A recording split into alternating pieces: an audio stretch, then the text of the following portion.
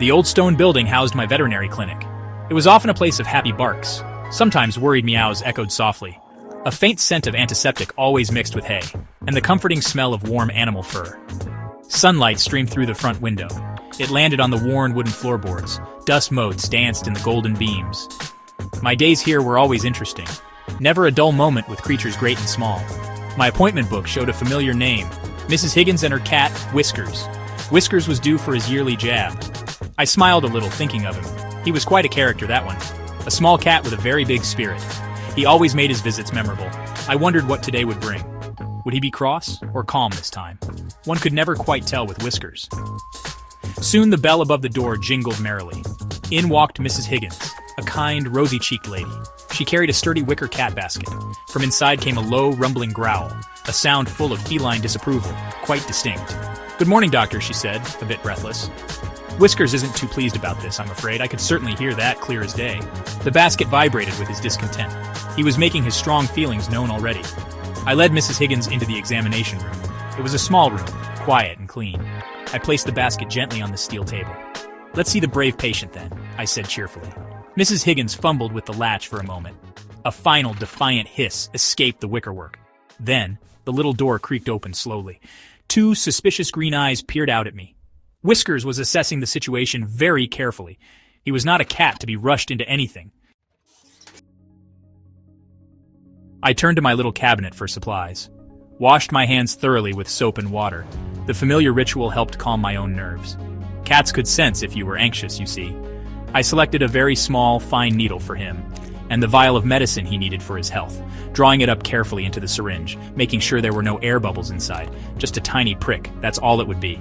I hoped Whiskers would understand that simple fact. "Hello there, Whiskers, old boy," I murmured softly. I moved slowly, not wanting to startle him. He remained crouched at the back of his carrier. His green eyes were wide and extremely watchful. His ears swiveled, catching every little sound. A tiny pink nose twitched, testing the air. He was a handsome ginger cat, quite fluffy indeed, but today he looked like a coiled spring, ready to pounce or perhaps to make a swift escape. "It's all right, fella," I tried to reassure him gently. I reached a gentle hand towards the basket. "Come on out, Whiskers. Let's get this over with." He pressed himself further into the shadows. A low growl rumbled deep in his chest. Not aggressive, more like a warning grumble. I know, you don't like this part much." Mrs. Higgins watched with a worried frown on her face. "He can be a bit stubborn, doctor," she offered quietly. I chuckled. Most cats are, in my experience. Patience was always the key with these little lions. His tail began to twitch from side to side, a sure sign of feline irritation brewing within. His ears, which were curious moments before, now flattened. They pressed back against his furry head tightly. His whiskers, usually fanned out, pulled back. He was making himself look smaller, more compact, but his eyes gleamed with a bright inner fire. He was not surrendering without a proper protest, a very quiet, but very determined feline protest.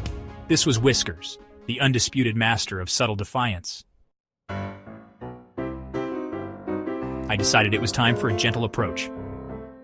Reaching in slowly, I tried to scoop him up. For a moment he allowed it, seemingly calm. Then, just as I lifted him, he completely changed.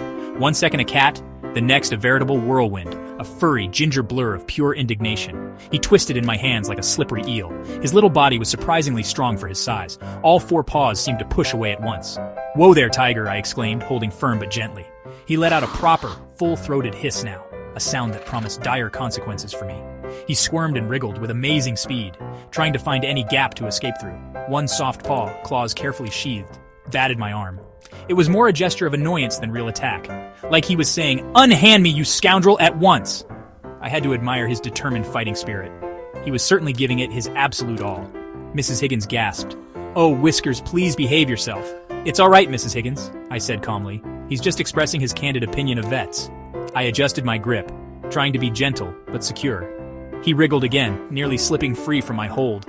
For a split second, I thought he'd actually won. His back legs scrabbled for purchase on the table, but I managed to keep a gentle hold on him. "Almost there, Whiskers, you brave little lad." He glared at me, his eyes like chips of jade. He was a tiny warrior, defending his feline dignity. With Mrs. Higgins murmuring soothing words, I found my moment. A quick, practiced movement of my hand was all it took. The tiny needle went in and out swiftly. So fast I doubted he even felt the prick. Whiskers froze mid-wiggle. utterly surprised by it all. He blinked once, then twice, as if puzzled. Then he let out a short, indignant meow, as if to say, "Well, I never." The sheer cheek of it.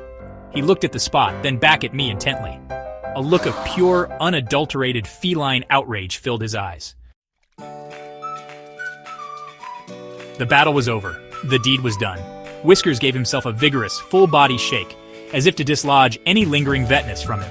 He then sat down and began to groom furiously, ignoring me completely with royal, haughty disdain. After a moment, he looked up at Mrs. Higgins. He let out a small, plaintive meow towards her. Clearly, he felt he deserved a substantial reward. A very large and tasty reward, preferably fish-flavored. His ordeal was over. Now it was time for the spoils. Mrs. Higgins let out a sigh of deep relief. "Oh, thank goodness that's over, Doctor," she said. She smiled, her face relaxing considerably now. "He's such a little drama king, isn't he?" She reached into her bag and produced a treat, a small, fish-shaped biscuit, his absolute favorite. Whiskers crunched it down with great satisfaction. All was forgiven, or at least temporarily forgotten. The amazing power of a good treat was remarkable. He even purred a little just for her, a low rumble. I watched them, a smile on my own face. Each animal, no matter how small, was unique. Whiskers, with his dramatic flair, was truly special. His spirited fight wasn't malice, just pure cat nature. He was brave in his own particular way. These little tussles, they didn't break bonds at all. In a funny way, they sometimes even strengthened them. A shared experience, even a slightly stressful one. He'd be back to his usual charming self quickly, and he'd still greet me with healthy suspicion next year. The main lesson, as always, was patience, and a gentle hand, a calm and reassuring voice. Understanding that they don't comprehend our reasons. They just know something unusual and odd is happening. And yes, a good supply of treats never hurt. It smoothed over many a ruffled feather or fur. That was the true joy of this work, really. Each day brought new challenges, new personalities, the funny, frustrating, and utterly lovable ways of animals. They certainly kept life from ever being dull or predictable.